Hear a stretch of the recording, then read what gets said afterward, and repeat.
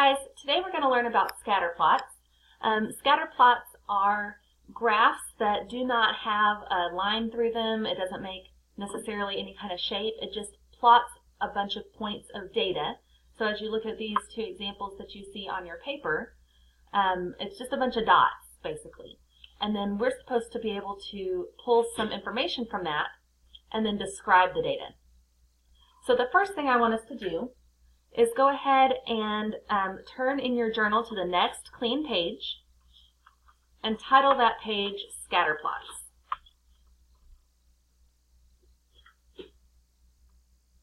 I'm going to zoom out just a little bit here. Alright, so today we're talking about scatterplots, and make sure that you add this to your table of contents, and also make sure that you have the date on the paper.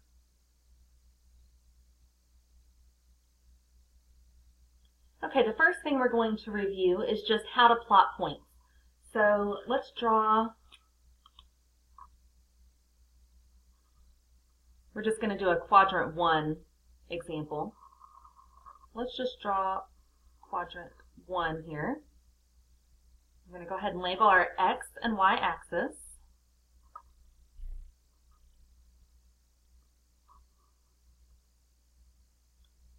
And then I'm going to put some data over here to the right. This is the data that we're going to plot.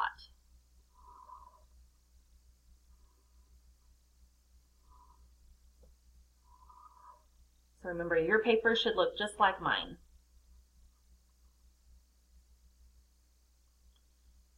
Okay, and let's say that I'm going to plot the points 6, 3, 7, 5, 8, 1, 9, 0, and 1, 10. Okay, so these are the points that I'm going to plot. So I'm going to go ahead and number both axes up to 10.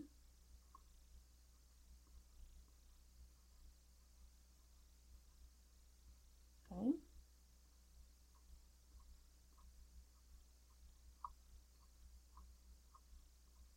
All right, so both of these go up to 10.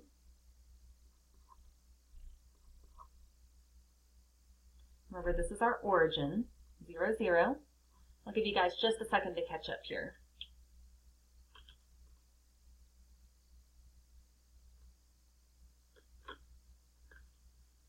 Okay, so if I were going to plot these points, I would go 1, 2, 3, 4, 5, 6, and then up to 3, which is right there.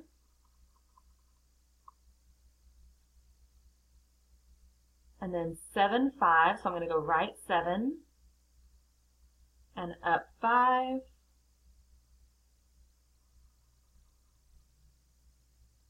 okay, then 8, 1, 9, 0, right there, and then 1, 10. Okay, so I've plotted these points. It doesn't really look like much, but in a scatter plot, you're just plotting a bunch of random pieces of data. They aren't necessarily linear, so it doesn't necessarily make a line. And if it does make a general sort of line shape, it probably won't be a straight line like what we're used to. So we're not going to draw a line to connect all of these dots or anything. We're just going to be able to look at the data. So make sure that you have these plotted, because I want to make sure that everybody knows how to plot points. And then we're going to move on to learning about the different types of association, or the different types of trends that we can have.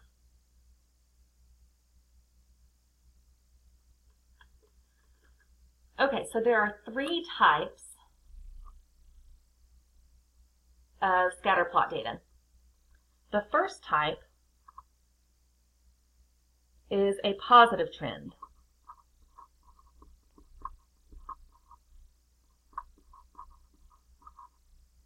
And sometimes you'll see this called positive correlation. Okay.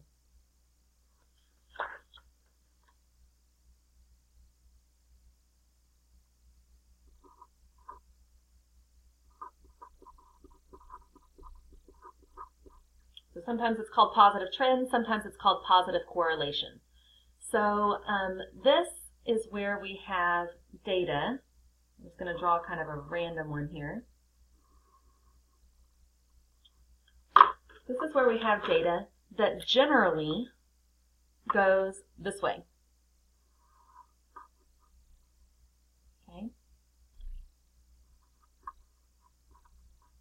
Generally. Okay, again, it's not going to be a straight line. So for example, this,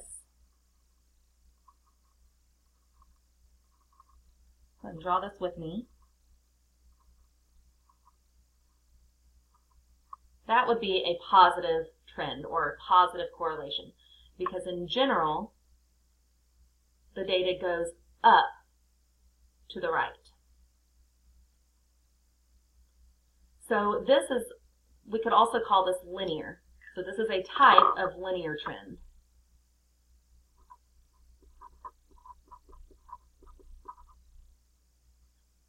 It is linear. Okay, the next one, and remember, you can pause this video as much as you need to get caught up. The next one is called negative trend.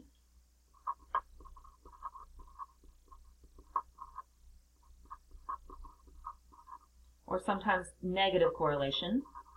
They like to switch it up on us.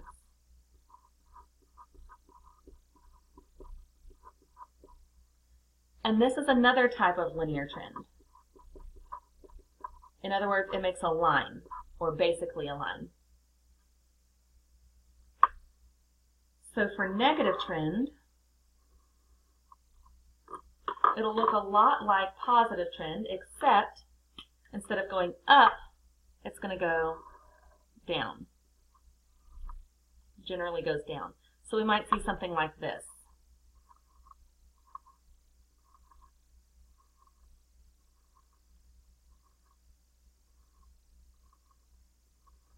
Okay.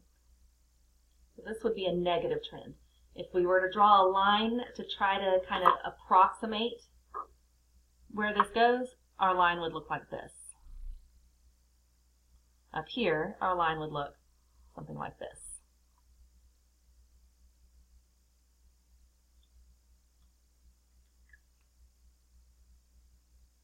Okay, and then the last one that I need to talk to you about is called,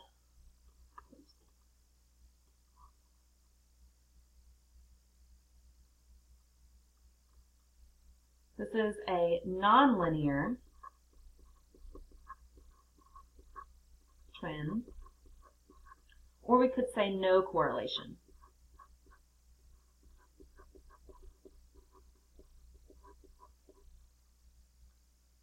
So what this might look like is something like this.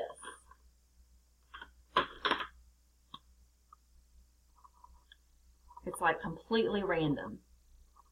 It would be impossible to try to draw any sort of line for this data.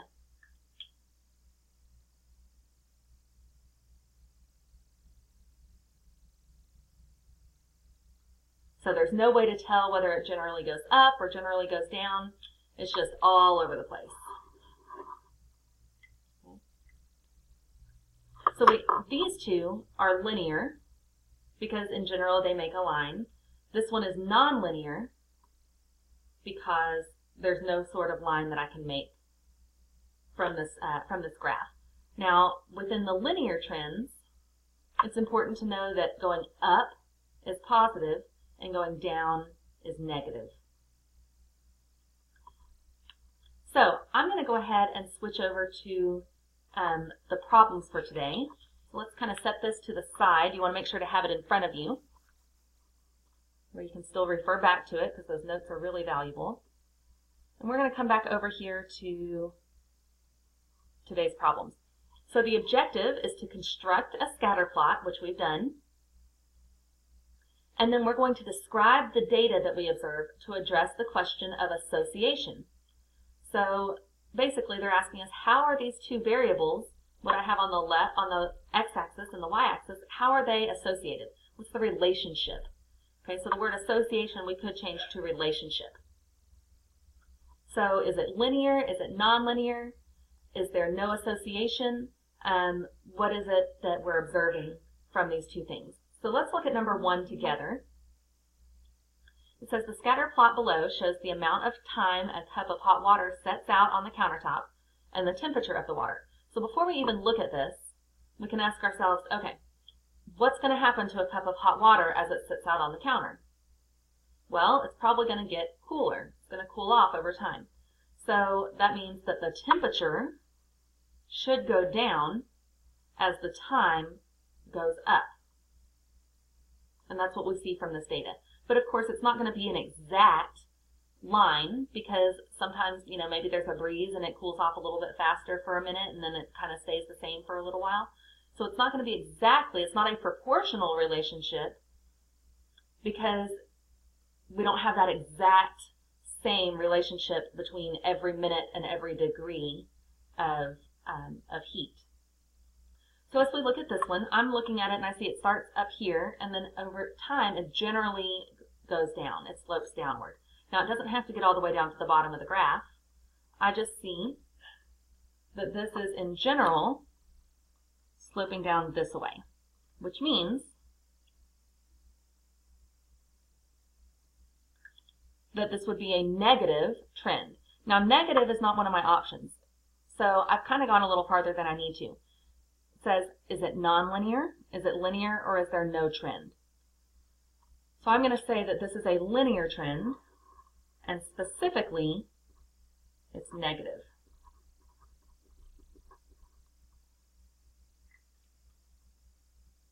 So remember, negative trends are linear. They do make a linear type direction. All right, let's look at number 2. The scatter plot below shows the dress sizes and retail costs from a local department store.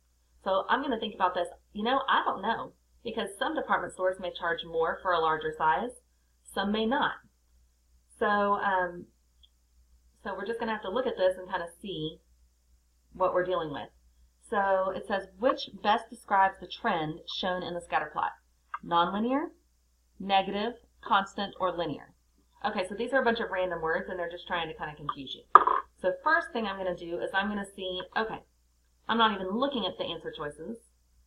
This looks generally like a line to me, and this would be positive going up. So, is positive an answer choice? No. Well, I know it's not linear.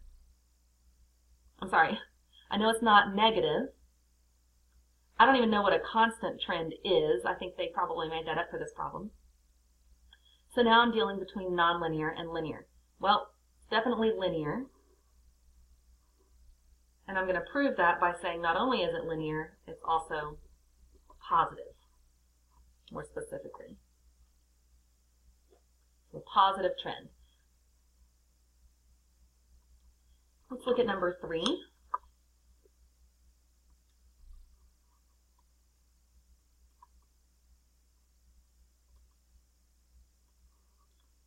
The scatter plot below shows the cost of 20 color television sets and their diameters in inches.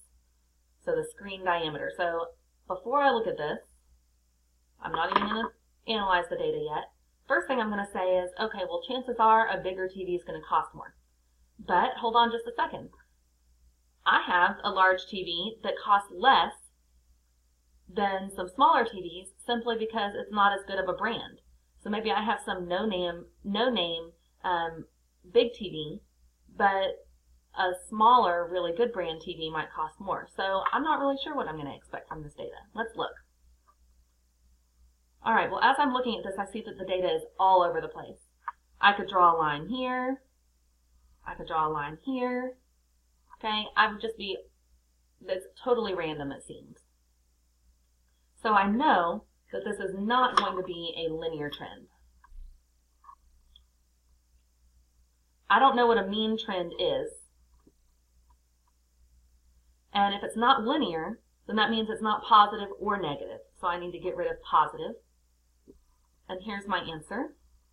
It's nonlinear because I can't draw a line through it. I really can't draw a line through it. Now, on these others, my line didn't go through every single point, but in general, we're making generalizations here. In general, these two data sets over here made a line. This data set does not make anything resembling a line. Okay, let's go ahead and turn over to the back. Before we go any further, I need to show you something that needs to be fixed. So if you'll scoot down to number 6 and 7. I think I chopped this off when I made these copies. So on number 6, would you add answer choice J, negative trend? And on number 7, add answer choice D, nonlinear trend.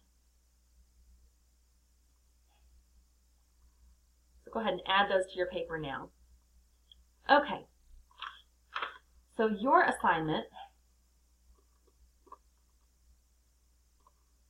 what we're going to do right now, I need you to go ahead and complete numbers 4, 5, 6, 7, and 8 on your own. So that's just 5 questions, and if you will complete those, make sure that you write something to prove your answer, since there's no really work to be shown on these. And then as soon as you're done with all 5 of those, bring me your paper, and I will give you stamps for each one of those. Or I can send you back to your seat with some help if there's something that was confusing to you. So go ahead and pause the video now, and then once you have your 5 stamps, then you'll press play to continue. Okay, so now that you have your 5 stamps for number 4, 5, 6, 7, and 8, we're going to go ahead and look at number 11 briefly together. So let's come over here. We're going to zoom in a little bit.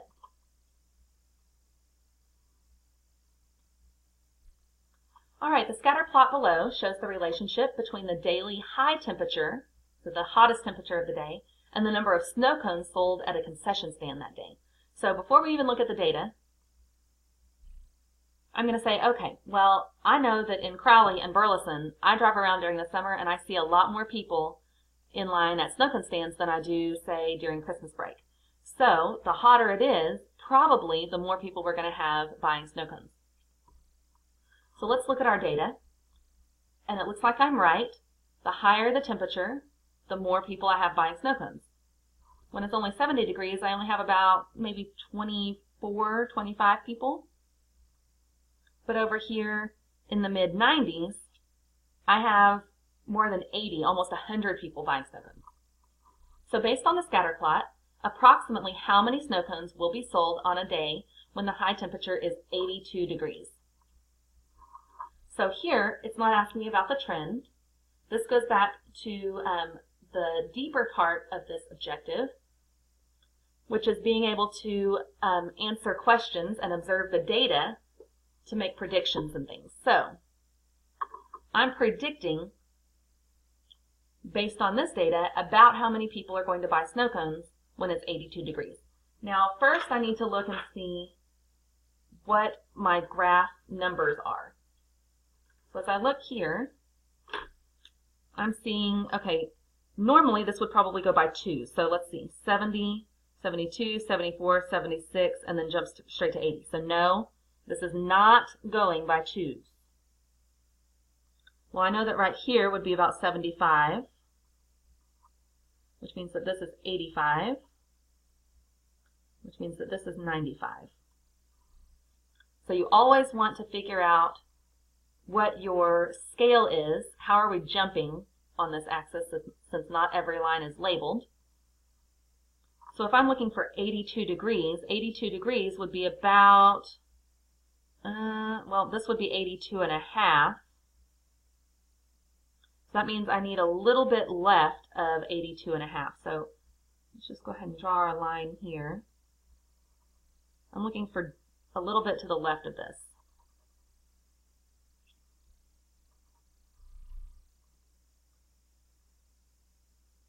So I'm going to leave you with this one. I want you to finish analyzing it from here. And then you're going to bring me your paper when you're ready for your stamp on this one as well. And again, make sure to prove your answer. Write some kind of explanation as far as why you chose that answer. If you guessed, I want you to write, I guessed. But I really don't want you to guess on this one. I really think you can figure it out. So go ahead and pause the video now. And you can bring me your paper when you're finished with number 11.